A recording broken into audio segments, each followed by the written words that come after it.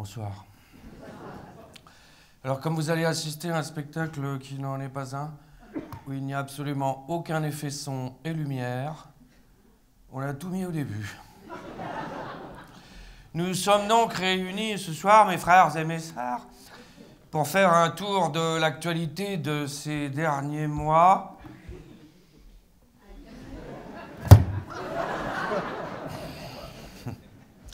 Tour de l'actualité à la fois exhaustif et objectif. J'ai pris des notes, je ne sais pas où je vais, mais j'y vais, je suis l'époque. Nous sommes le 29 novembre 2024, c'est la seule chose dont on soit sûr. Et nous allons commencer, pour détendre l'atmosphère, par un quiz. Voilà, un quiz, oui, pour détendre l'atmosphère dans cette période assez anxiogène et angoissante. Un quiz Flamanville. Voilà. Comme vous n'êtes pas sans le savoir, l'EPR de Flamanville allait démarrer. Là, il allait... enfin, le mec allait appuyer, pas celui du début, il a séché, lui, hein, mais... Et puis, il y a eu un petit problème, on attend depuis 1812. Alors, 3 propositions, une de fausse, sur l'EPR de Flamanville. Première proposition. Les travaux de l'EPR de Flamanville ont pris 12 ans de retard. L'EPR de Flamanville a coûté 19 milliards au lieu de 3. Dernière proposition. L'énergie nucléaire est la moins chère du monde. Et il y en a qui répondent. Alors, avant d'attaquer dans le gras, souvenez-vous, pendant la pandémie, hein, oh, quelle époque, où nous parlions de souveraineté médicale. Vous vous rappelez, hein? Voilà. Après, le monde d'après, vraiment, nous serons médicalement souverains, hein? Vous vous rappelez? Hein? Hein? Vous vous rappelez de ça, hein? Eh ben voilà, ça y est, c'est fait. Doliprane a été racheté par un fonds américain. Voilà, mais le mal de tête reste français. Alors, d'après le gouvernement, tout est sous contrôle. J'ai peur que dans quelques mois, ce ne soit pas à la tête qu'on ait mal. Mais bonne nouvelle, la vaseline reste un produit français. Sinon, alors au niveau du dérèglement climatique, ça va pas en s'arrangeant. Voilà, surtout, vous avez vu du côté de l'Espagne, à Valence, là, vous avez vu à côté, c'est les inondations. 1 an de pluie en quelques heures. Ah vache. Et alors, ce qui est très étonnant, c'est que les habitants ont reçu, vous savez, une alerte rouge sur leur téléphone pendant qu'ils nageaient. Voilà. Et une fois de plus, on nous a menti. Voilà. Oui, on nous a menti. Les bains de boue ne sont pas toujours bons pour la santé. C'est pour vous que je fais tout ça, moi. Hein, non, parce qu'il faut prendre des distances, sinon on s'en sortira jamais, les enfants. Hein. Pensez que ça m'amuse, moi. Voilà. Sinon, au niveau des règlements climatiques, l'alerte rouge est donnée depuis plus de 30 ans. Bon, à ce rythme-là, il sera plus facile d'apprendre à nager à des bagnoles qu'à apprendre aux capitalistes que nous sommes à changer de mode de vie. Merci. Voilà. Alors, si vous applaudissez, c'est tous ensemble ou pas du tout. Sinon, on dirait une réunion de gauche.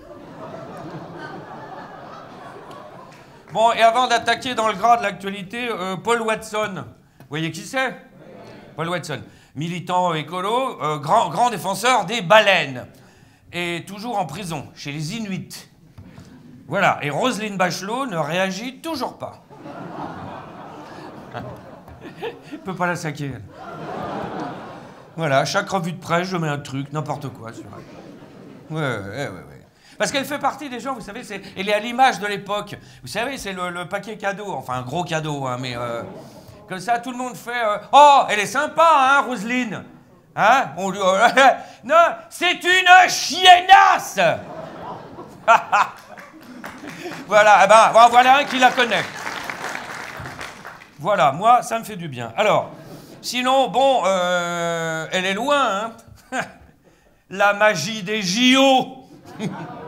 Ah, c'est fini, ça. Alors, Jeux Olympiques qui auraient été un peu à l'image parfaite de l'époque. Alors, pour mémoire, souvenez-vous, juste avant les Jeux Olympiques, mais juste avant, hein, voilà, l'obsession numéro 1, c'était la sécurité. Sécurité, c'est une psychose. Devait même être mis en place dans Paris durant la durée des Jeux. Je cite, « Tous ceux fichés S qui souffrent d'un trouble genre délire psychotique ou déséquilibre psychologique vont être tenus à distance, c'est-à-dire enfermés. » Voilà. Ça s'est avéré faux. Macron et Mélenchon ont pu assister aux Jeux Olympiques. Alors... donc, délire psychose sur la sécurité. L'eau de la Seine polluée. Tout d'un coup, bam, une dissolution. Jusqu'au dernier moment, le flip, souvenez-vous. Vous vous rappelez, la veille, quelques heures avant, des lignes TGV sabotées. Vous vous rappelez? Ah ouais. Et le ministre de l'Intérieur de l'époque, démissionnaire, met en place. Mais démissionnaire, met en place. Mais démissionnaire. Mais je peux faire 1 heure. Voilà, qui déclare... quelques heures avant la cérémonie d'ouverture. Jamais nous n'avons eu affaire à une attaque d'une telle ampleur. Et là, on ne sait pas d'où ça vient, et on ne le saura jamais, d'ailleurs. Voilà. Alors, est-ce que c'est des complicités internes à la SNCF? Est-ce que l'ultra-gauche? Moscou? Rigolez pas. Voilà, alors, comme tout le monde y est allé de son truc, moi je pense que c'est Xavier Dupont de Ligonnès. Donc, c'est pas fini. Préavis de grève déposé par les syndicats quelques jours avant le début des JO. Et là, à ce moment-là, on se dit, Macron va dissoudre les Jeux Olympiques. Les Jeux Olympiques démarrent. Souvenez-vous, cérémonie d'ouverture, génial. Voilà, le drag queen barbu. Moi, ce que j'ai préféré, c'est Marie-Antoinette avec sa tête dans les bras. Ça, c'est vraiment ça. J'avoue que... Voilà. Et d'ailleurs, petite parenthèse, paradoxe parfaitement français, dans une société qui en est pétrie, on parle souvent de droitisation de la société. Hein? Ok, bon. Politiquement, c'est sûr. Voilà. Alors que... la société est de plus en plus tolérante. Vous n'êtes jamais content, j'en ai marre, moi. En surface, en tout cas, en cérémonie des JO. Voilà. Mais ce que je veux dire, c'est que ceux qui sont intolérants le sont de plus en plus. Voilà. En résumé, la société est de plus en plus tolérante, mais les cons, de plus en plus cons. Voilà. Bref, les Jeux... c'est bien, je bois un coup, mais il n'y a pas d'eau dedans. Alors, bref, les Jeux Olympiques sont vraiment à l'image de l'époque. On est passé en un temps record du défaitisme, pessimisme le plus français au paradis. D'un coup, on est les meilleurs, on est fiers, on est rassemblés, c'est la concorde. On chante la Marseillaise tous les quarts d'heure. Quelle heure il est? 9h15. Allons, chafade! C'est la cohésion nationale, la bonne humeur, l'ouverture au monde, l'audace, la confiance, le défi réussi, l'apaisement, la convivialité. Et à ce moment-là, on se dit, attention au choc. Parce qu'on n'était pas habitués à tant de bonheur, tant de réussite.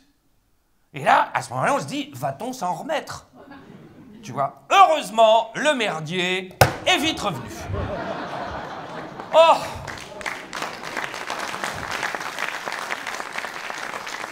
Ils ont pensé à nous. Alors, bon, on va démarrer. Alors, premier gros dossier, alors, Donald Trump. Bon, alors. Oh non, faites pas ça, alors, Donald Trump. Réélu, hein? Ça s'est joué à ça. Je parle de la balle, hein?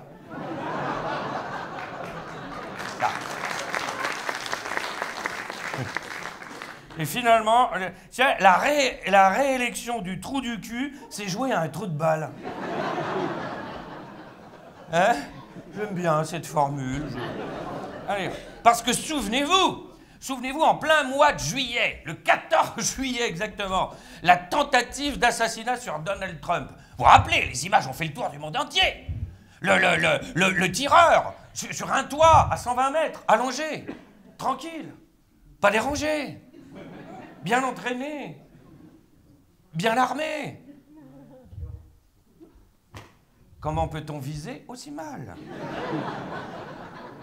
Et là, Donald Trump était en train de faire un meeting, de vitupérer sur une immigration dangereuse et criminelle. Et là, paf, un bon blanc américain de souche au casier judiciaire vierge, fanatique d'armes, comme sa cible, lui tire dessus. Et là, on se dit, Dieu existe. Voilà. Mais derrière, Trump récupère, marketing politique, pof, et là, il déclare, c'est Dieu qui m'a sauvé. Eh ben, Dieu n'existe pas. Voilà. Et là, à ce moment-là, souvenez-vous, tout le monde se dit, bon, il va être réélu. Hein, le martyr, etc. S'il se tire pas une balle dans le pied, il va être réélu. Mais là, coup de théâtre. Voilà que Joe Biden le passé, parce qu'il a été remplacé. Il n'a pas passé le protocole commotion. À la question dans quel pays habitez-vous, il a répondu Israël. On en parlera après. Alors, et le 15 septembre, nouvelle tentative d'assassinat sur Donald Trump. Vous vous rappelez? Sur son terrain de golf. Oui, encore loupé. Et là, tu fais merde, embaucher des pros. Faites appel au Mossad. Ou un petit jeune à Marseille. Voilà, bon. Les élections américaines. Finalement, tout s'est fini comme un fait divers. Bah ouais. États-Unis, 5 novembre, encore une femme battue par un récidiviste.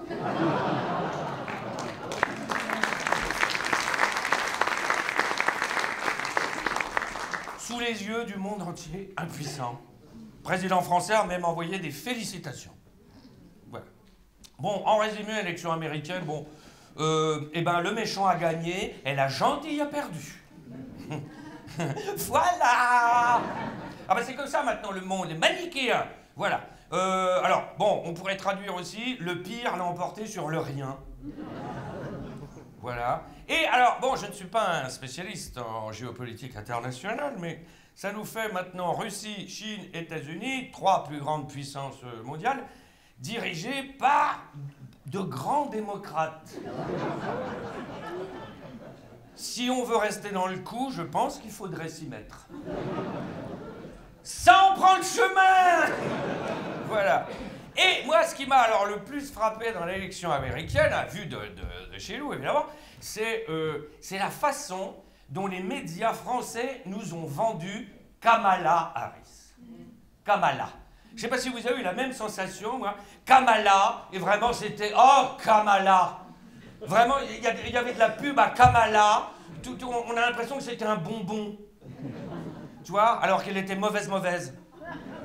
Voilà. On nous vendait, les médias américains, tous les experts en expertise, spécialistes en spécialisation, hein, qui sera, Kamala, qui sera la première femme de couleur à la Maison-Blanche, qui fait une belle campagne soutenue par Taylor Swift. Voilà. Et Indiana Jones. Voilà. Et là, on apprend que tout va se jouer dans les swing states. Hein, on était devenus des spécialistes. Hein.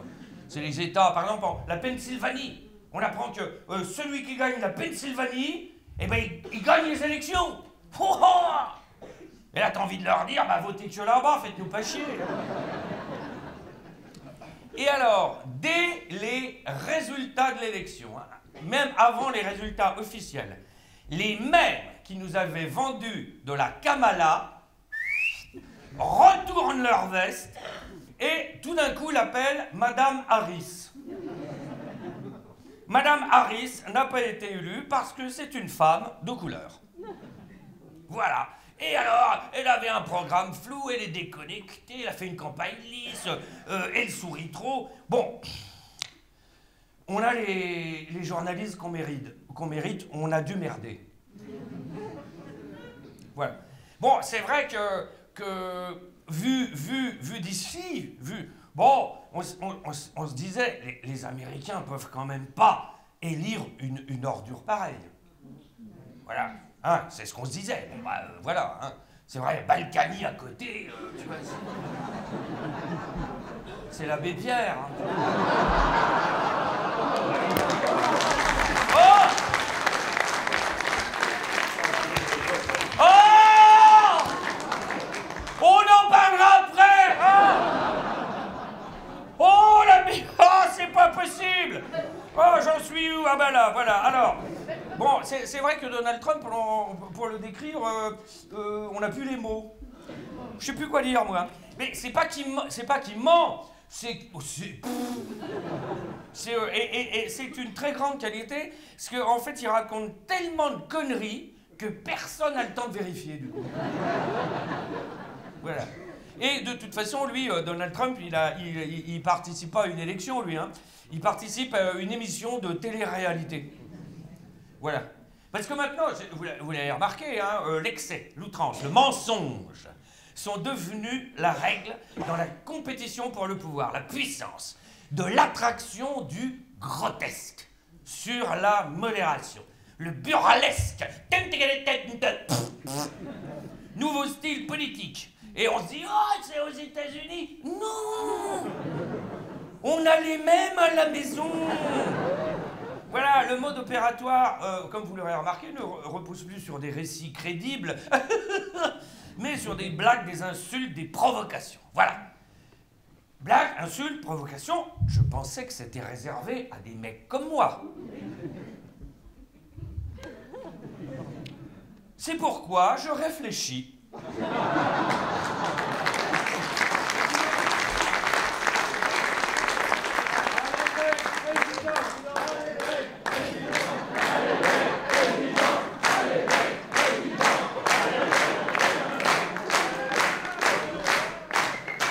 Je vous ai compris. Je vais augmenter tous les salaires. Alors, non mais c'est vrai que j'y réfléchis, enfin on en parlera plus tard, comme ça. Et c'est vrai que le clown blanc Donald Trump et l'auguste Elon Musk ont compris tout ça depuis longtemps. Parce que, et là, ils viennent de toucher le jackpot, hein, parce que ça reste des hommes d'affaires, grâce à la démocratie qu'ils conchient. Est-ce que vous avez des questions? Voilà. Et Elon Musk, donc, un personnage formidable, qui a mis son réseau, vous avez vu, le réseau X, à disposition de Donald Trump. Alors, Trump, il pensait que c'était un réseau de putes de luxe au départ. C'est là où il a trouvé sa femme, et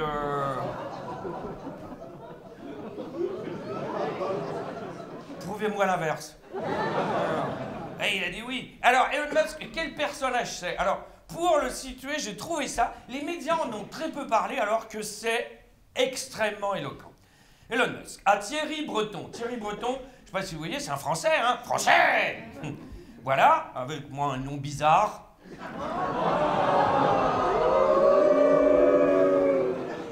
Quand même un nom d'alcoolique, mais enfin, voilà. Thierry Breton. Ah, il n'y a plus d'évêque président, là. Hein? Alors, Thierry Breton, qui était chargé...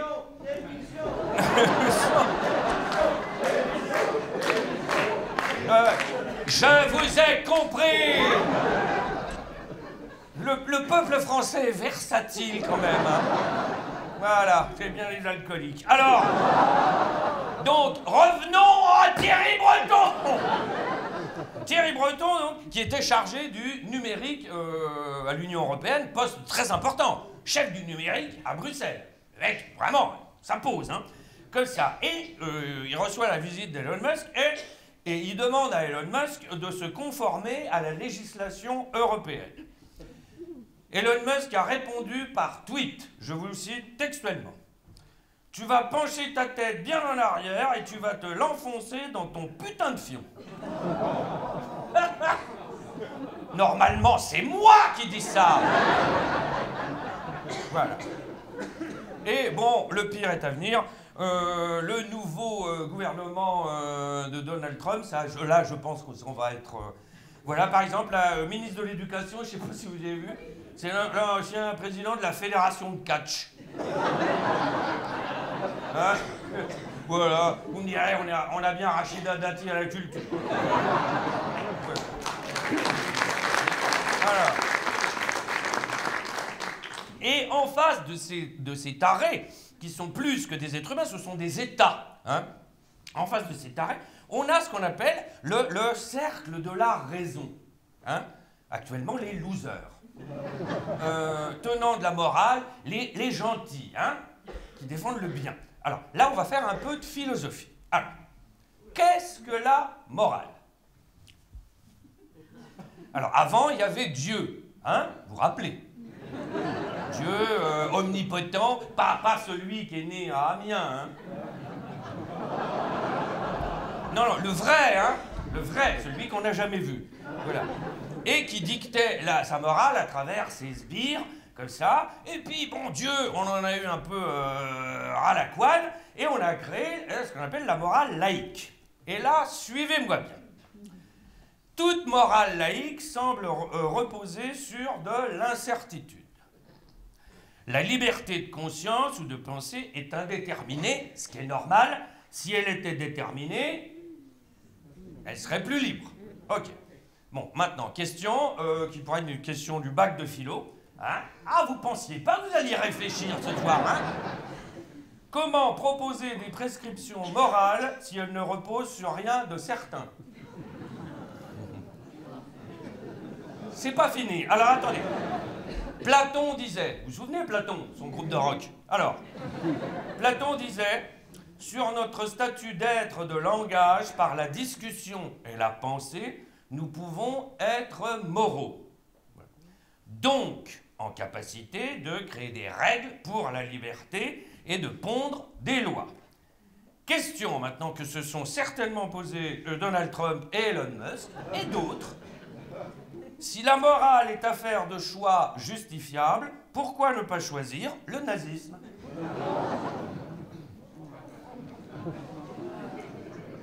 Je ramasse les copies dans une demi-heure. Bon. Et ce fameux cercle de la raison, hein, ces gens bien, les gentils, comme ça, qui nous protègent du mal, combien de sang et de larmes n'a-t-il pas engendré et fait couler? Je ne vais pas faire la liste aujourd'hui, hein, parce qu'on finira à minuit. Au nom du bien, comme Dieu finalement, hein, voilà, Obama, vous vous souvenez, hein, par exemple, l'égérie des bisounours, le gentil par excellence. Voilà, vous vous souvenez, hein? Et bien, lui, par exemple, c'est lui, un exemple, qui a abandonné les Syriens à leur sort, 500 000 morts à la louche, mais gentiment.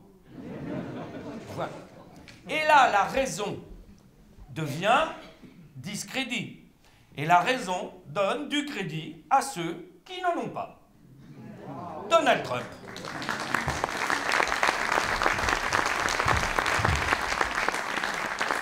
Là, normalement, il aurait dû avoir à l'évêque président. Mais enfin, bon, c'est voilà. Et, alors, Jacques Brel disait, il ne faut pas jouer les riches quand on n'a pas le sou. J'ai envie de rajouter, il ne faut pas jouer les exemples quand on n'est pas parfait. Et personne ne l'est, à part, évidemment, l'abbé Pierre. Oh, on en parlera après. Oh, mon Dieu. Et est-ce que c'est le cercle de la raison qui a stoppé une catastrophe humanitaire au Proche-Orient? Est-ce que c'est le cercle de la raison qui a réussi à arrêter Poutine en Ukraine? D'ailleurs, alors l'Ukraine, on va faire le point un peu. Bon, saison 3. Voilà, et Poutine gagne du terrain, vous avez vu. Et souvenons-nous, donc, une fois de plus, les médias, experts en expertise, spécialistes en spécialisation, qui nous expliquent la vie dans le poste, comme ça, qui, il y a un an, à peu près tous, hein, nous expliquaient que Poutine était fini, cuit, isolé, vous vous rappelez, hein, peut-être même qu'il avait un cancer généralisé, l'économie russe était exsangue, enfin, c'était... Enfin, bon, c'est fini. Il est en train de gagner. On est informé par des buses. Voilà. Et là même, il a le soutien. La Corée du Nord, vous avez vu? Corée du Nord, quand on voit des soldats se battre avec Poutine, 12 000 soldats. Les mecs, les Coréens du Nord, comprennent rien. Aux Russes, à rien, ils savent même pas où est la Russie. Donc, l'Ukraine, je t'en parle même pas. Voilà, la Corée du Nord, ils connaissent que Depardieu, de toute façon. Voilà, Ukrainiens, bon, à suivre.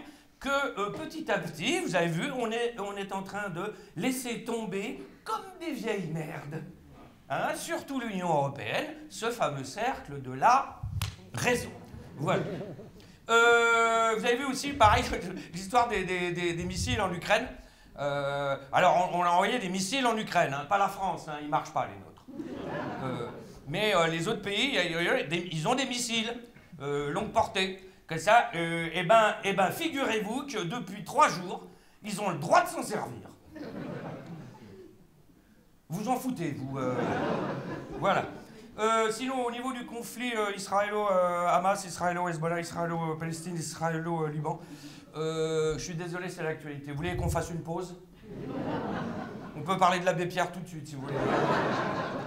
On parlera après. Alors, au niveau du conflit Proche-Orient, moi, depuis le début, j'ai décidé je suis sioniste pro-palestinien.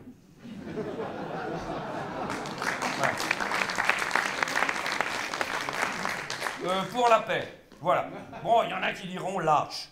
Ouais. Bon, là où on en est maintenant, c'est-à-dire, bon, pour faire changer d'avis Netanyahou sur la guerre, c'est un peu faire changer d'avis le pape sur l'avortement pour l'instant. Hein. Voilà, et faire changer d'avis le Hamas et le Hezbollah sur la guerre, c'est faire changer d'avis le pape et Netanyahou. Voilà. Et alors, le Netanyahou, il y a un point commun avec Trump, il se bat pour pas aller en prison. Et ça motive. Souvenons-nous de Balkany. Voilà.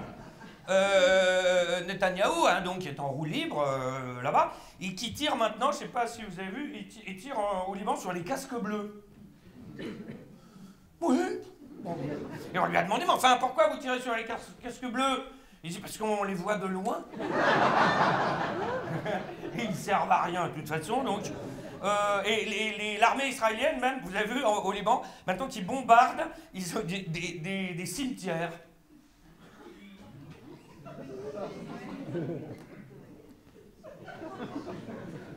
Vous trouvez ça normal, vous là, il y a un truc qui ne va pas. Là, ils sont en train de tuer les morts, là. Pour être vraiment sûr, tu vois, c'est... Oh là, j'en ai vu un qui a bougé. Oh la vache. Et alors, voilà, ça dégénère, voilà, que l'Iran est rentré dans la danse macabre. Vous avez vu l'Iran, début octobre, qui a envoyé 180 missiles sur Israël. 180! Alors, bilan, 2 blessés légers et un mort palestinien. Moi, je pense que les gardiens de la Révolution picolent. Alors que c'est normalement interdit. Voilà, bon, ils sont pas fut-fut, hein, pareil, ils sont un peu comme ça, là. C'est-à-dire qu'Israël a tout fait, quand même, un enfant de 4 ans aurait compris, hein. Israël a tout fait pour les piquer, pour qu'ils réagissent, hein, pour qu'ils... Vous savez, comme quand on te pique comme ça, et puis il faut surtout que tu fais... Voilà, et eux, bon, comme quoi la religion n'aide pas à la sagesse.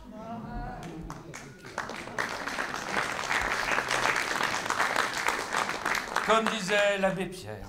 Alors, sinon, au niveau de la guerre au Liban, c'est un pléonasme. Non, vous avez vu, il y a des pays quand même, c'est hallucinant. Hein. Ils sont abonnés. Ils sont abonnés à la guerre. C'est voilà, et là, comme avec Free, ils n'arrivent pas à se désabonner. Hein. Et alors, du coup, depuis 1 an, depuis le 7 octobre 2023, vous avez vu les actes antisémites, pas qu'en France, hein, les actes antisémites sont en hausse de 200%. À quand la cotation en bourse?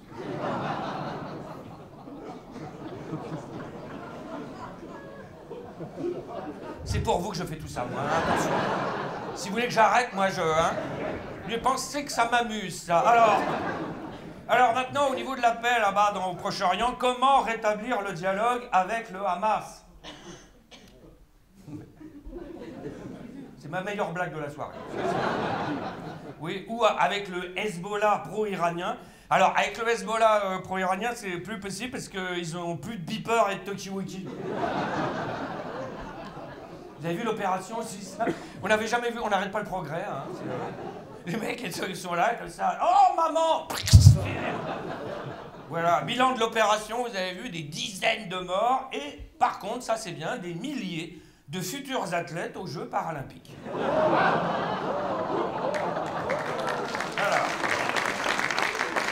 Sinon, alors là-bas, le chef du Hezbollah, vous avez vu le chef du Hezbollah, qui est quand même, les mecs sont, c'est des extrémistes des deux côtés. Mais il a été explosé, mais alors façon puce, lui. Il a disparu même, il sait même pas, on n'a même pas retrouvé un bout.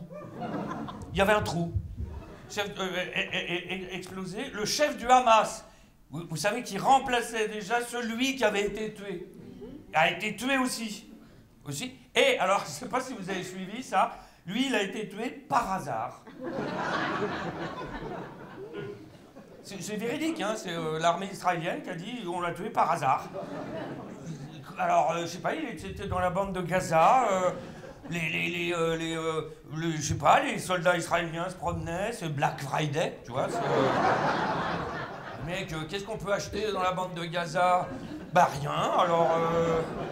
tu vois, puis là, tout d'un coup, ils voient un mec avec un casque bleu. Alors, bam, ils tirent. Et là, ils font merde, on s'est trompé. Ah, c'est lui. Ok, alors... mais vous avez vu, au niveau de le chef du Hamas ou le chef du Hezbollah, là, c'est des dés, hein, vous avez vu, hein, Là, j'ai fait le calcul, les mecs tiennent maximum 4 semaines en ce moment. Hein. Alors, évidemment, moi, je serai à leur place, hein, ils font ce qu'ils veulent, hein, mais en attendant que ça se calme, peut-être qu'il faudrait mettre des malades en phase terminale. Tu vois. Bah oui, ça sert à rien. Donc, voilà. Alors, comme les mecs sont tarés, hein, il y a des extrémistes de droite en Israël, extrémistes religieux, enfin, les mecs sont... Il y aura toujours un mec pour succéder. Voilà. Parce que les mecs, tu leur dis, mais vous allez mourir. Voilà. Oui, ok, d'accord, bah va mourir. D'où l'expression d'ailleurs, va mourir. Alors.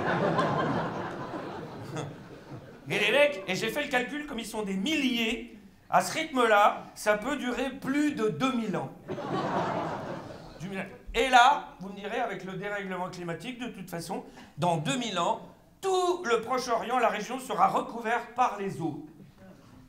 Voilà. À la place de tous ces territoires, il y aura une mer énorme. Voilà. Et là, à ce moment-là, t'as un mec qui va arriver. Avec un bâton.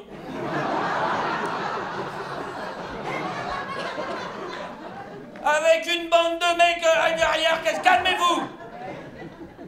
La mer va s'ouvrir et c'est reparti!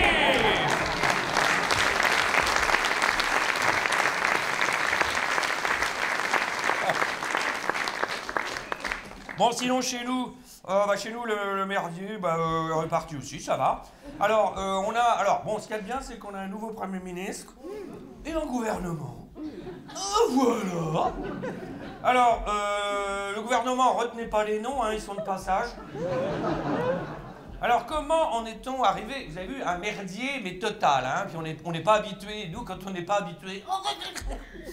Total, alors reprenons. Alors, tout ça a commencé, souvenez-vous, avec les élections européennes. Vous vous rappelez? Le 9 juin. Mais c'est vrai que le temps va tellement vite maintenant, il se passe tellement une info chasse-l'eau, les secondes durent moins longtemps qu'avant, vous avez remarqué? On a l'impression que le mois de juin, c'était il y a un an. Non. Alors, élection européenne, 9 juin, l'extrême droite fait donc, vous avez rappelé, carton, comme ça. Notre omnipotent fait un caca nerveux, post-adolescent. Puisque c'est ça, je dissolve. Bon. À mon avis, on n'est pas loin. Alors, résultat du premier tour des législatives, participation record. Et ça, c'est bien. Parce que je ne sais pas si vous savez, moi je suis ça de près depuis un moment, étant donné que je vais me présenter. Le taux d'abstention, depuis plus de 40 ans, à part de temps en temps, si vous voulez, la courbe, elle est comme ça. Hein. Vous voyez mieux comme ça, Et là, punaise, les gens y sont allés. La démocratie bande encore. Alors, et paradoxe, c'est pour que la démocratie bande encore, ben c'est grâce à l'extrême droite. Ok, je vais l'enlever, ça. Alors, le fait notoire de cette élection, pour moi, et surtout important pour la suite, c'est les candidats Rassemblement National. Vous vous rappelez, entre les deux tours, là, ils ont morflé, là, hein, vous vous rappelez? Parce qu'il y a un journaliste qui a fait son boulot. C'est dingue! Ouais, on peut l'applaudir! Ouais! Non, il y en a sur les candidats d'extrême droite. Normalement, ils étaient prêts, vous vous rappelez, hein? Ah ben nous, élection, on est prêts, on a un plan pour Matignon. C'était le plan mon cul, en fait. Alors, les candidats d'extrême droite, je ne sais pas si vous vous souvenez, j'en ai noté quelques-uns. Alors, il y en a plein qui avaient envoyé des tweets antisémites, alors que normalement, l'extrême droite n'est plus antisémite. Hein. Prenez des notes. Voilà, alors des climato-sceptiques à l'appel, des racistes, bon, alors là, des homophobes. Il y en a un qui était candidat aux législatives, qui a fait plus de 30% au premier tour. Attention, hein. Et sur son site, il avait par exemple cette phrase « L'homosexualité est une pathologie ». Alors que c'est un virus. Alors. Des propos complotistes à l'appel, il y en a une, pareil, hein, plus de 30% au premier tour. Hein. Attention, hein. Qui avait noté, elle, les personnes vaccinées contre le Covid émettent des ondes nocives semblables au Bluetooth. Et je pense qu'elle a été élue, elle. On est bien! Alors, il y en a une, près une photo avec une casquette nazie. Il y en a une dans le Loiret, 33% au premier tour. Attention, hein. Personne l'a jamais vue. Il n'y avait pas une affiche, pas un tract, pas sa figure. Elle n'a pas fait un meeting, pas une interview. Et sa photo de profil sur le net, c'était un zèbre. 33% au premier tour. On est mal. Et j'ai gardé le meilleur pour la fin. Il y a un candidat qui était placé sous curatelle. Curatelle, hein, ça veut dire que Joe Biden, à côté, il fait les JO. Hein. La vraie vie, quoi.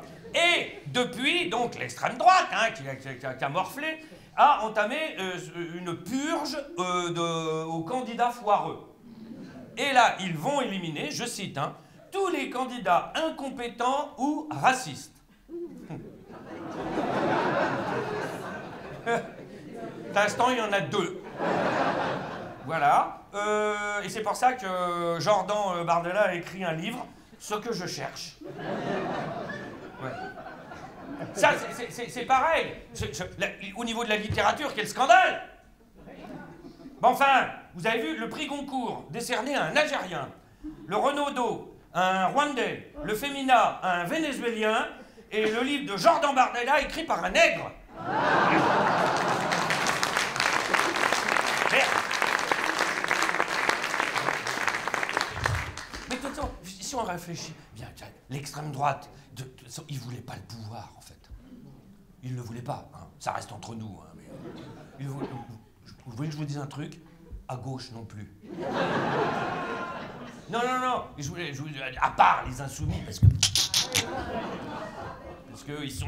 Il y en a une là, regardez. Non, ne l'énervez pas. Ne la regardez pas dans les yeux. Non, mais personne voulait le pouvoir, mais tu m'étonnes, t'as vu le merdier. Alors, non, l'extrême droite, ils voulaient pas le pouvoir, mais par contre, leur désir, même pas caché, hein, ils l'ont dit, j'ai fait une synthèse, hein, ils voulaient, souvenez-vous, hein, ils voulaient la majorité absolue, la présidence, revoir la Constitution et supprimer le Conseil constitutionnel. Ce genre de régime porte un nom. Voilà. Et là, deuxième tour des législatives, surprise, le Front républicain existe encore. Et là, mais c'est dingue! Génial! Janine!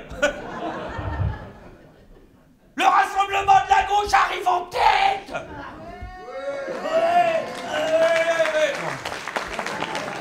N'allez pas nous les énerver. Voilà, même eux étaient surpris. Hein, d'ailleurs, ils ont demandé à vérifier les comptes. Voilà, la majorité n'en est plus une. L'extrême droite qui devait péter un score est troisième.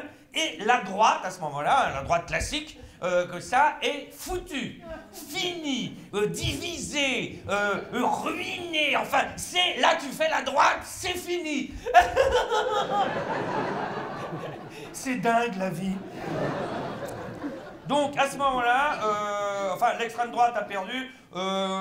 C'est quand même l'extrême droite en France, c'est entre plus de 10 millions d'électeurs. Et au niveau de l'Assemblée nationale, ils sont passés de 88 à 134 députés. Ouais. Petit à petit, comme disait ma grand-mère en entrant dans le vestiaire des garçons, ça pue.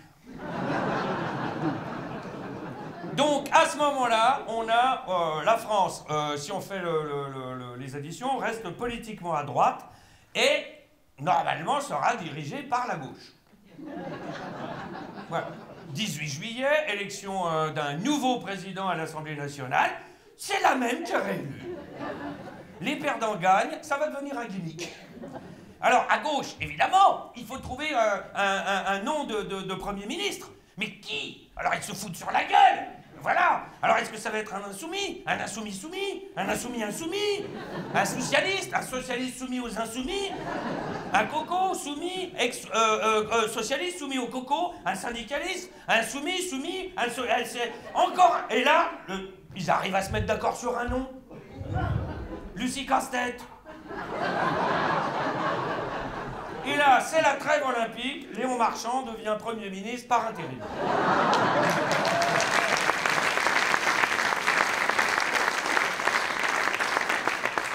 Les JO se finissent, on n'a toujours pas de Premier ministre. Macron refuse la nomination de Casse-Tête, parce que, bon, c'est vrai que la gauche, elle a gagné mais, bon, disons, elle n'a pas gagné, quoi. Elle a juste... Hop, hein? Ok, alors... Et à ce moment-là, avant de chercher... là, il faut trouver le Premier ministre. Et là, c'est la perle rare. Autant chercher dans une huître. On irait plus vite, mais Rachida Dati est en congé. Avec Carlos Ghosn. Alors... Donc, notre président de la République consulte sur fond de lignes rouges et de motions de censure, consulté, revenant à demander à Marine Le Pen si ça lui va. Et une fois de plus, va remarquer, il faut faire vite. Parce que maintenant, il faut toujours faire vite. Il faut faire vite. Voilà, vite. Il faut un nom, vite. Parce que les médias mettent la pression. Voilà. Oh, on n'a pas de gouvernement depuis 15 jours. Et puis après, pendant un mois et demi. 2 mois. Et là, on va tous mourir. Je ne sais pas vous, mais moi, pendant ces 2 mois, je trouve qu'on n'a jamais été aussi calme. Ça devrait servir de leçon. Alors, et là, c'est parti pour la motion de censure. Vous avez vu? C'est pareil, ils essayent de nous filer le Traxir. Attention, si la motion de censure est votée, plus personne n'aura d'argent. Les retraites sont pas payées. Les vieux vont mourir dans des souffrances atroces. Tu vois, il y a même Elisabeth Borne, hein, to be alive.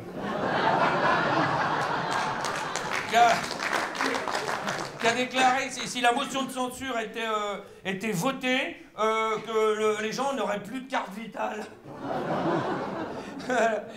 Connasse. Ah non, mais là, je te jure, il y en a... Non, n'applaudissez pas ça. Mais il y en a, des fois, t'as envie de les nasuler, quand même, hein. Et sodomiser par le nez. Mais comme ça, on les repère après. Alors, voilà. Bon, finalement, on n'a toujours pas de Premier ministre. Et à ce moment-là, qui sort du chapeau le 5 septembre? Paf! Un tube de l'Exomil. C'est ce qu'il nous fallait. Voilà, Michel Barnier, tout droit sorti de la naphtaline. Alors, Michel Barnier qui va devoir donc gouverner sans majorité et sans argent. Voilà, pourquoi il essaie pas directement le latex et le fouet. Et là, la droite, hein, 5% des voix aux législatives, est au pouvoir. Les mecs n'en reviennent toujours pas. Du coup, Éric Ciotti s'étouffe en se bouffant les couilles. Après, il faut former un gouvernement. Alors bon, ils ont mis des inconnus, hein, que les mecs sont pas là pour longtemps, avec comme tête de con, de pont, Bruno Retailleau. On en tient un bon, là. Hein, la caution. Alors, Retailleau, alors, passe encore que ce soit le fils naturel de Philippe de Villiers. Qui soit contre le mariage gay, contre l'IVG dans la Constitution, pour le droit du sol, la remise en cause de l'état de droit. Mais qui triche à Interville.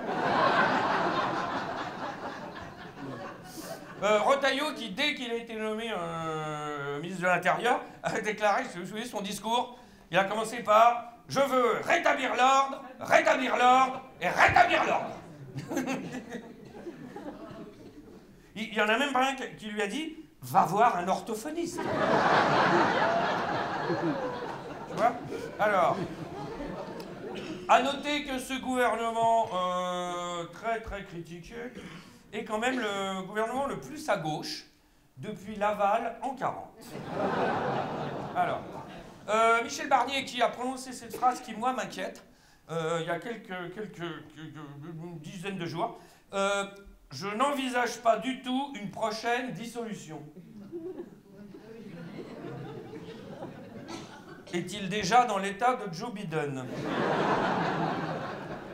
Alors du coup, si on fait l'état des lieux à peu près de la catastrophe actuellement, on a ce qu'on appelle un socle commun de la majorité, hein, une sorte de socle commun, quoi. La majorité, alors le socle qui n'existe pas, la majorité qui n'a rien en commun, et de toute façon, il n'y a pas de majorité. Est-ce que vous avez des questions? Voilà. Mais Michel Barnier continue parce qu'il a une méthode. Voilà, la méthode à Barnier. C'est sa méthode. Il est tout seul à la connaître. Voilà. Michel Barnier, vous avez vu, et c'est pas un détail, vous avez vu qu'il s'est fait opérer. Il s'est fait une lésion cervicale. Lésion cervicale. Alors pourquoi? C'est parce que c'est quand il a découvert le chiffre du déficit de la France. Il paraît, mais vraiment, hein, il a tourné la page comme ça, et là, il y avait le total, et là, il a... Ah!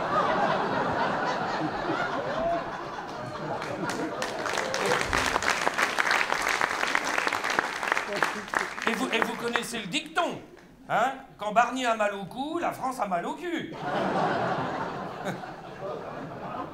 C'est nul. Alors, non, mais sinon, si on réfléchit bien, heureusement, en fait, qu'il y a eu, même si c'est un caca nerveux, heureusement qu'il y a eu la dissolution, sinon, pour le déficit, on n'aurait jamais su, hein.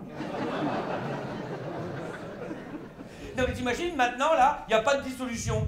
Et l'autre, là, oh, Seigneur. Voilà, et Bruno Le Maire, que les trisomiques du monde entier nous envient, quand même. Hein. Là, serait en train de nous dire, au niveau des comptes publics, nickel. Voilà. Alors, heureusement, qu'il y a eu la dissolution, ou dommage, on serait plus tranquille. Alors, et comme si on n'était pas assez angoissé, hein, voilà que le déficit public est abyssal. Alors, je vous rappelle qu'on était censé être dirigé par le Mozart de la finance. Hein. Voilà. Et en fait, c'était Didier Barbelivien. Bon, 66 000 faillites d'entreprises en un an, le chômage à la hausse, enfin, la saison des manifs qui va démarrer, etc. Et alors, le truc qui est hallucinant, c'est que, bon, déficit public, alors, d'où vient-il? Hein? C'est la question, mais comment ça se fait-il? Eh ben, on ne sait pas. Non mais c'est... ne rigolez pas, c'est votre pognon. Ben non, on ne sait pas, voilà, évidemment, ça c'est les insoumis. Voilà, personne ne sait, mais tais-toi! Alors, est-ce que c'est de l'incompétence? Est-ce que c'est des dérives, des manques de l'optimisme démesuré, un manque de prévision? Est-ce qu'ils ont mis la poussière sur le tapis? À qui la faute? Alors, est-ce que c'est... Alors, on a demandé à Elisabeth Borne, et qui a répondu, je cite textuellement, hein, la situation extrêmement difficile de nos finances publiques a surgi après mon départ. C'est pas elle. Alors on est allé voir Gabriel Attal. Gabriel. Et là qui dit, dès la première alerte, j'ai actionné les freins d'urgence. C'est pas lui.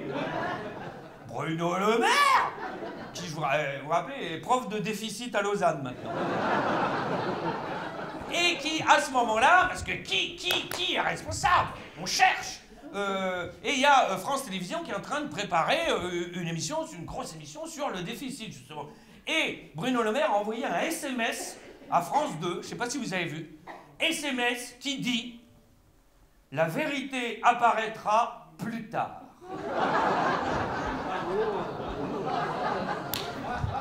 C'est du Agatha Christie, les enfants! Qui a mis un coup de poignard dans les comptes? Enfin, Agatha Christie, c'est plutôt du Colombo. Colombo, parce que dans Colombo, vous vous rappelez, on connaissait la fin dès le début. Et là, on sait que de toute façon, c'est nous qui allons payer après un 49-3. Bon, alors, bref, qui est responsable? Qui a tué les comptes publics? Est-ce que c'est le colonel Moutarde? Madame Rose? Alors là, il y a Dupont et Dupont qui enquêtent à l'Assemblée nationale, voilà. Et là, rebondissement tout d'un coup, Bruno Le Maire, qui va devant le Sénat et qui dit « En fait, il s'agirait d'une erreur technique dans l'évaluation des recettes. » C'est les freins! Les freins ont lâché! Qui? Mais c'est pas lui, hein, évidemment, hein. Mais qui, mon Dieu? Bon, comme on ne saura jamais, de toute façon, comme d'habitude, moi je pense que le responsable, c'est Xavier Dupont de Ligonnès. Bon, en attendant, il faut faire des économies, vous avez vu, hein, mais c'est pas de la rigueur, hein. Il faut faire des économies. Voilà, mais c'est pas de la rigueur, mais il faut faire des économies. Alors, 60 milliards, c'est pas de la rigueur! Alors, il faut trouver 40 milliards en dépenses publiques et 20 milliards en impôts. En impôts. Quand ils ont prononcé ça, tu vois, un Premier ministre de droite, vous trouvez ça normal? La droite qui va augmenter les impôts, peut-être, et même peut-être faire payer les riches. Mais ça ne va pas du tout, enfin! Déjà qu'on n'a plus de repères avec l'abbé Pierre! Oh, on en parlera après, mon Dieu. Oh. Non, mais on vit dans un monde à l'envers, que ça. Pourtant, souvenez-vous, alors, il fallait retrouver 60 milliards. Pourtant, au début, avec... vous vous rappelez Didier Barbelivien, au début? Normalement, l'argent devait ruisseler. Vous vous rappelez le ruissellement? Ah, c'était drôle, ça. On était cons à cette époque-là. Alors, et ça devait ruisseler, vous voyez, parce qu'il avait supprimé l'ISF, la flat tax, tout ça. Et on lui a dit, oh, mais pourquoi? C'est parce qu'il y a plein de riches qui vont venir chez nous, et avec plein de millions. Et nous, ces millions, ça va ruisseler sur nous. Tu vois, c'était... Et à un moment donné, moi, je me disais, on va se noyer, tu vois. Et en fait, c'est les riches qui sont devenus de plus en plus riches. Parce que ce qu'il nous a pas dit, c'est qu'on faisait le poirier. Oh la vache.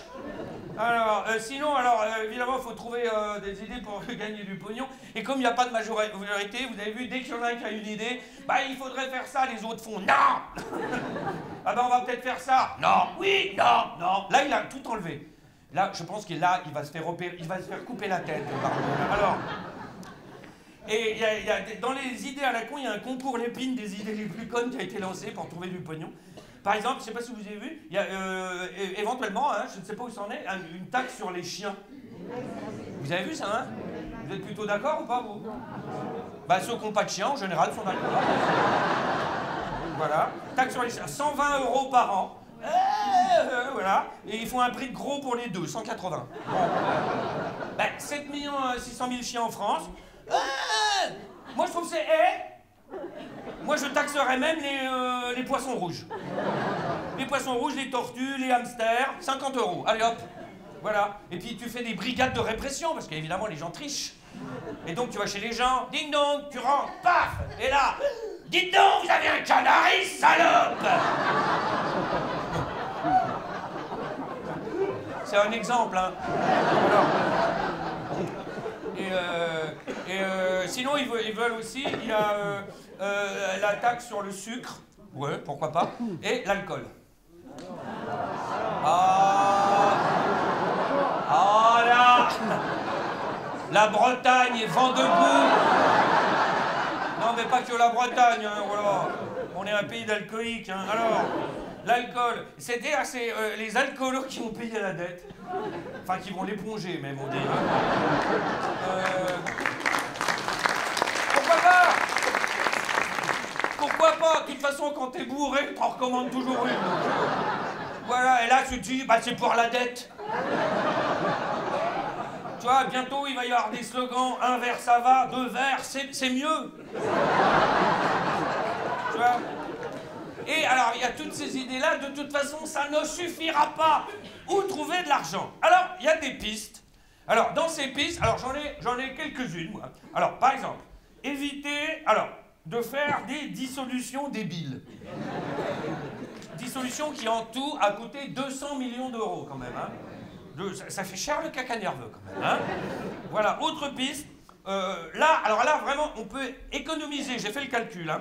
146 millions en 2 secondes.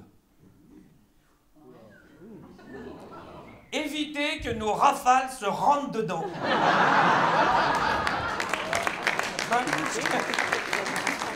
Je sais pas si vous l'avez vu au mois d'août, là, pendant l'entraînement. Nous, on n'a pas besoin de guerre. Hein, Non, nous, non, c'est la guerre. Nous, non, on est comme les Belges, nous, on fait, c'est en réel, hein, vraiment. Alors, donc, ça fait 146 millions d'euros, les 2 rafales. J'ai une autre idée, mais là, attention, ne vous énervez pas. Bon, ça va vous paraître très con, mais peut-être qu'il faudrait aller chercher l'argent là où il est.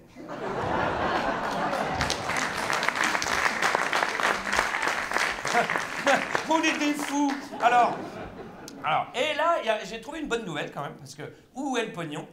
Je sais pas si vous avez vu, par exemple, Apple et Google, hein, les sortatins. Bon, Apple et Google ont été condamnés à verser, vous avez vu ça, 13 milliards pour l'un et 3,5 milliards d'amende à l'Union européenne.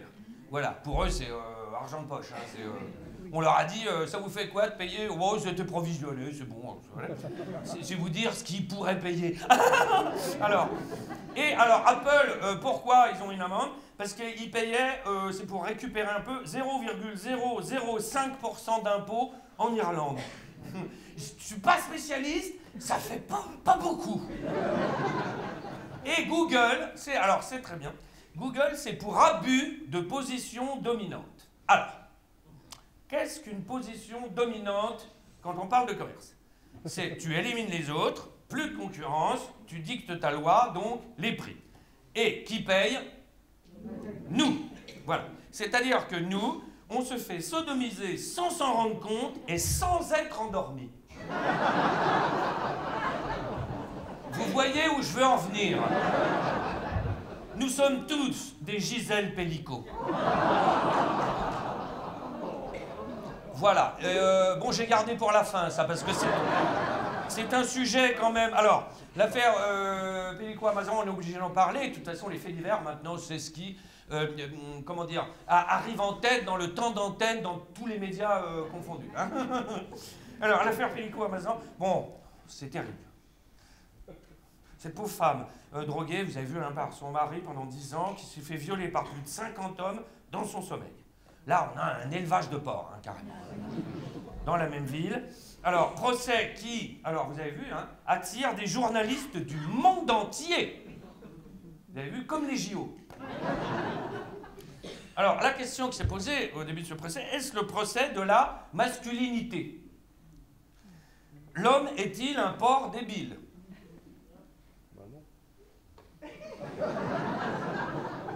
C'est effarant ce que vous venez de faire, là. Là, il n'y en a même pas une qui aurait dit « Mais non! Oh là là, on est mal !» Bon, c'est vrai que quand on voit les mecs qui sont accusés, je sais pas si vous avez suivi un peu là, bon, c'est vrai qu'au départ, les mecs accusés, là, c'est des pères de famille, enfin, c'est des potes, tu vois, ils sont comme nous, enfin comme vous.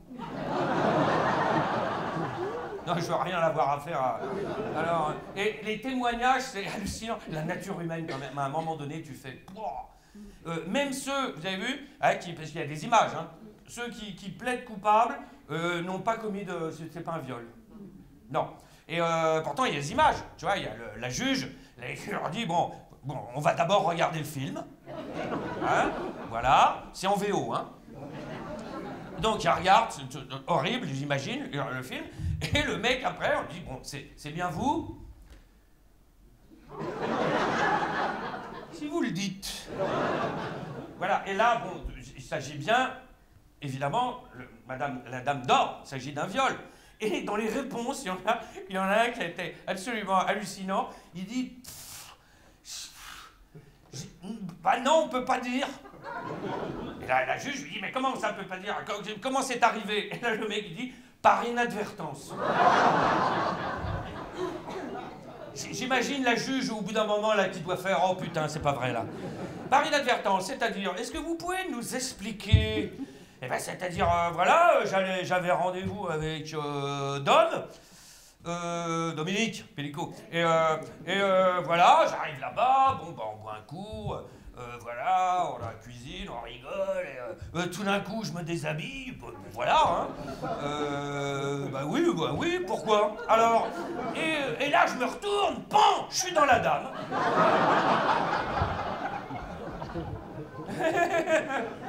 Et il y en a un pareil, alors lui il a plaidé coupable, et on lui dit pourquoi vous avez fait ça, et le mec en pleurant qui dit je cherchais du lien social.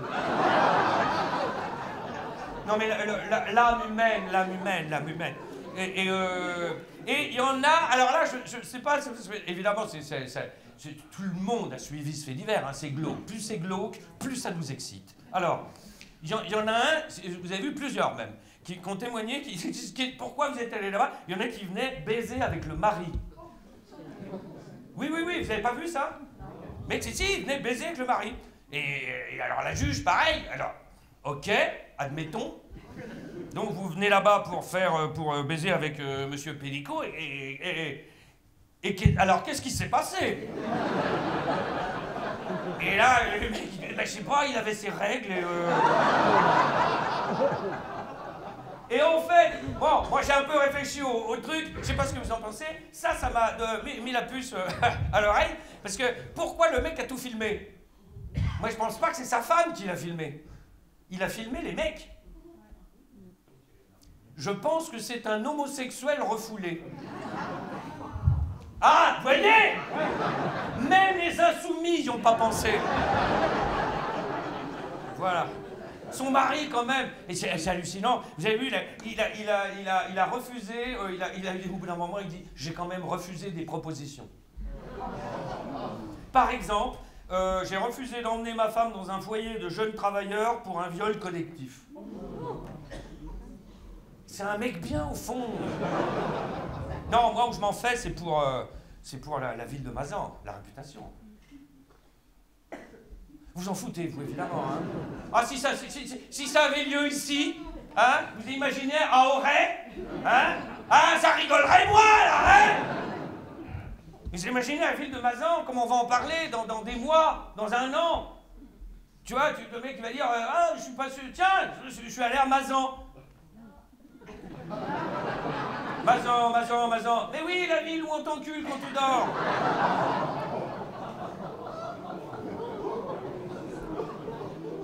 Bon, tout ça met une ambiance de merde. Voilà, là, je pourrais pas tout faire, donc il faut que j'enlève des trucs. Alors, voilà, alors, oui, tout ça met une ambiance de merde. Les faits divers, évidemment, qui sont un petit peu à l'extrême droite, ce que le concours Eurovision est à la chanson. Alors, et dans cette ambiance de merde, évidemment, il y a MeToo qui continue de faire des ravages. Alors, attention, hein, moi je suis à fond pour MeToo. Voilà. Alors, la liste des cochons, vous avez vu, s'allonge, voilà, les plaintes se multiplient comme les pains avec Jésus. Alors, dans le métier, je peux vous le dire, on serre les fesses. Hein.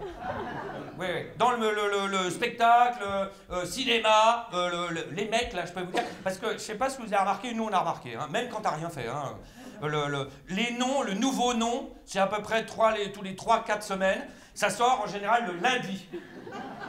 Le lundi à 9h. Je peux te dire que tous les mecs dans le métier, tous les lundis, tout le monde est là comme ça. Hein, putain. Tu regardes la montre, 9h moins 5. Putain! Et là, t'attends, tu vois, et tout d'un coup, Nicolas Bedos. Ouais! Ouais! Ouais!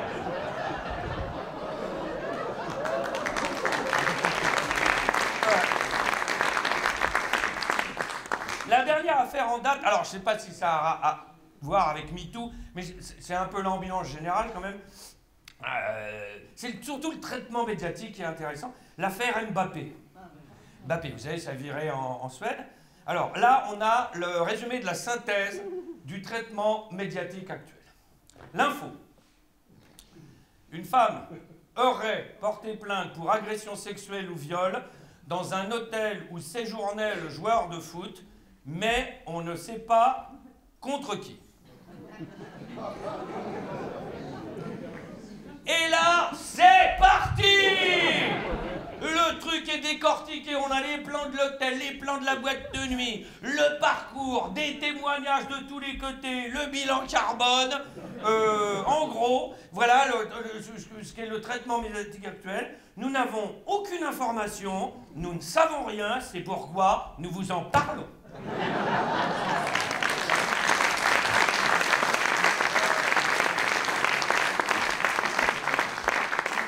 Voilà, et puis on va finir avec...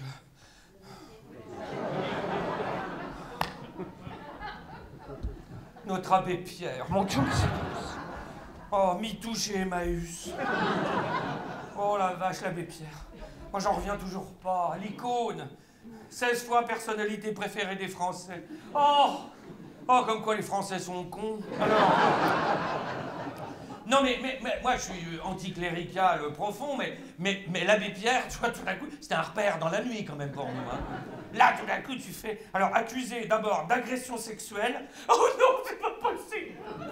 De sollicitation dérangeante ou de gestes déplacés. Ah! Par 7 femmes, dont une mineure au moment des faits. Oh! Entre 1970 et 2005. Et là, tout le monde se dit, non, c'est pas possible. C'est une erreur. Il y a une confusion entre je voudrais un toit, je voudrais un doigt. Non, mais j'essaye de trouver, les mecs. Et là, on dit ça va s'arrêter. Non, oh, 8e témoignage. Ça, c'est une infirmière qui l'avait soigné, je sais pas si vous avez vu, sur la fin de sa vie, hein, 93 ans. Hein. 93 ans, elle l'accompagnait à sa toilette, il est en fauteuil roulant, hein, donc. Alors, l'abbé Pierre, le témoignage de l'infirmière, 93 ans.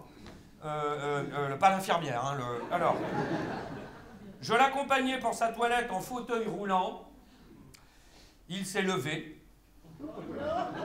Ça, c'est normal chez eux.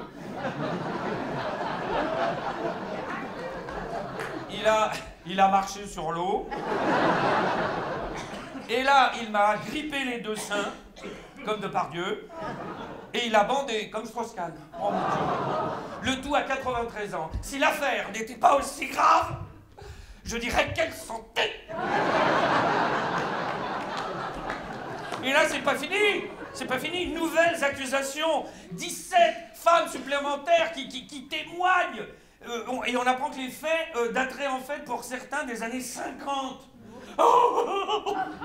Même pendant l'hiver 54, l'abbé était chaud.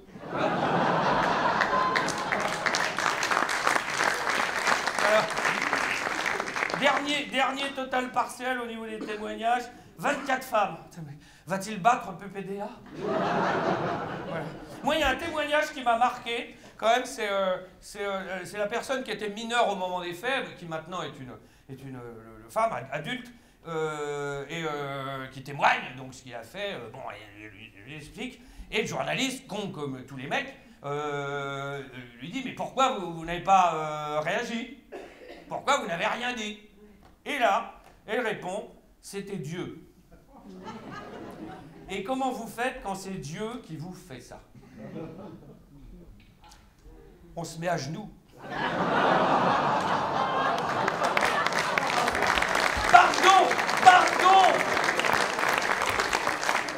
Pardon! Je vous sentais partir dans un moment de tendresse. Voilà, mais l'église, on n'a pas le temps. Alors, mais rassurez-vous, une commission a été mise en place pour faire la lumière sur cette affaire. Voilà, à propos de commission, vous vous rappelez, pour les crimes, tous les crimes sexuels et pédophiles commis par l'église, vous vous rappelez, hein, 300 000 à peu près, hein. Il y a une commission, la commission Sauvé, qui est chargée d'indemniser les victimes. Et du coup, je suis renseigné, savoir où ils en étaient. Ok, alors, un exemple, je vous dis qui est véridique. Hein. Tout ce que je vous dis dans le spectacle est vrai. C'est ça qui est drôle. Commission Sauvé, indemnisation des victimes de l'église. Une femme violée par plusieurs prêtres pendant des années au cours de son enfance et de son adolescence. Fait avéré, reconnu par la commission, voilà. Fait une demande d'indemnisation. C'est vu proposer, je cite, la prise en charge ad vitam des frais vétérinaires de son chien. Des rats en plus. Alors, ben, il faut dire que comment ils vont indemniser? L'église est pauvre. Elle est très pauvre. Elle n'a pas d'argent. Elle a quelques immeubles. Comment indemniser? Alors, pour indemniser l'église, faire rentrer du pognon, Rachida Dati a eu une idée. Voilà, vous avez vu, elle veut faire payer l'entrée de Notre-Dame. Voilà, on va en bouffer du Notre-Dame, là, je peux vous dire, là, avec l'autre, là. Alors, eh ben, l'église est contre faire payer l'entrée de Notre-Dame. Pourquoi? Et moi, j'y avais pas pensé. Parce que comment séparer ceux qui viennent prier et les visiteurs? Eh ben oui, madame.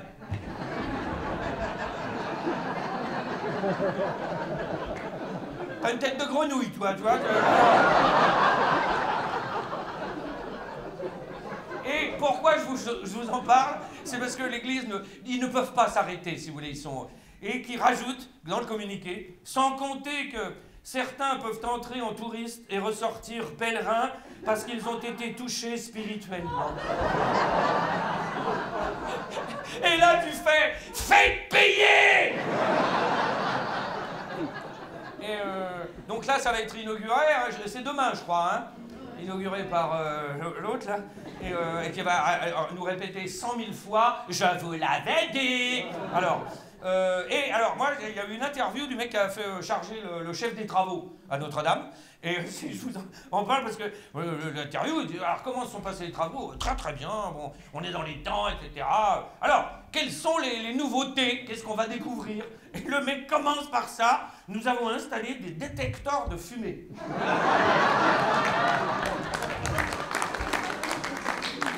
C'est pas con. Mais c'est vrai que 5 ans et demi plus tard, pareil, on ne sait toujours pas d'où est parti, ou comment est parti le feu. Hein. On ne le saura jamais. Oh, alors, est-ce que c'est un mégot? Parce que c'est toujours la faute des fumeurs, hein, de toute façon, hein, ou les alcooliques. C'est un des deux.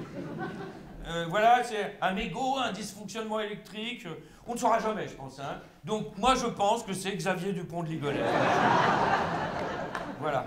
Non, mais et je terminerai avec ça. Déjà qu'on est perdu, paumé, dans un manque de repères, de valeurs. Comment voulez-vous qu'on s'y retrouve? Les Jeux Olympiques, on passe de l'extase au catastrophisme, du catastrophisme à l'extase. On devait augmenter le budget des sports, vous vous rappelez, après sacraliser les JO. On les a baissés de 174 millions. en pleine période d'économie. On organise des élections qui coûtent 200 millions d'euros. Les comptes sont dans le rouge, mais personne n'est responsable. Il y a un an, Poutine était donné perdant, et là, il est en train de gagner. La droite fait 5% aux dernières élections. 2 mois plus tard, il dirige. La COP29 a eu lieu sur les champs de pétrole. Voilà. Et on a assisté à des magnifiques Jeux paralympiques. Et derrière, on a oublié le ministère des handicapés. Et on nous a vendu Kamala Harris et Trump qui est réélu. Comment voulez-vous qu'on aille bien? Mais ne nous laissons pas emporter.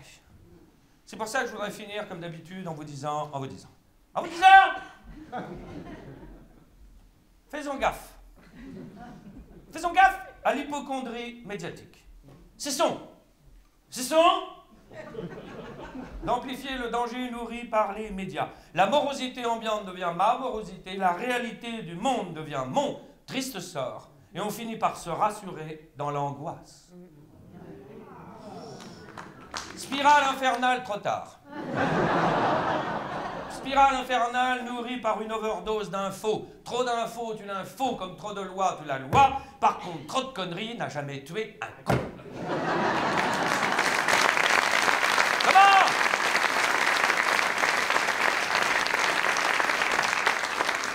Comment penser au long terme, rêver sa vie, quand on est pris dans la dictature de l'instant?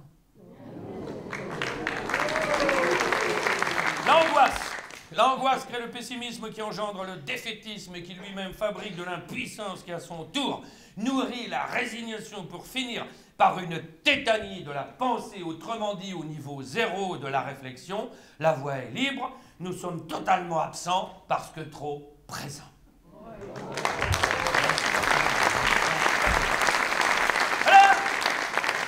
Alors prenons de la hauteur, du recul, respirons, rêvons, pensons. Si l'autruche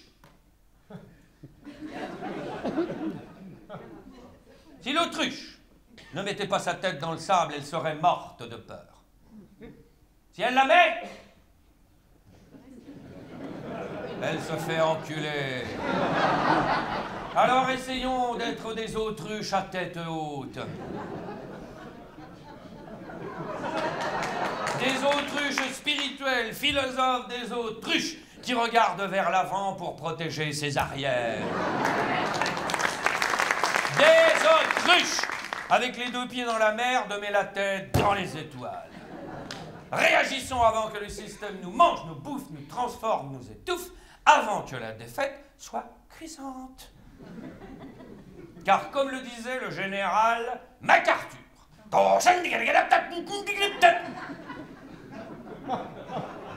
toutes les grandes défaites se résument en une phrase. Trop tard.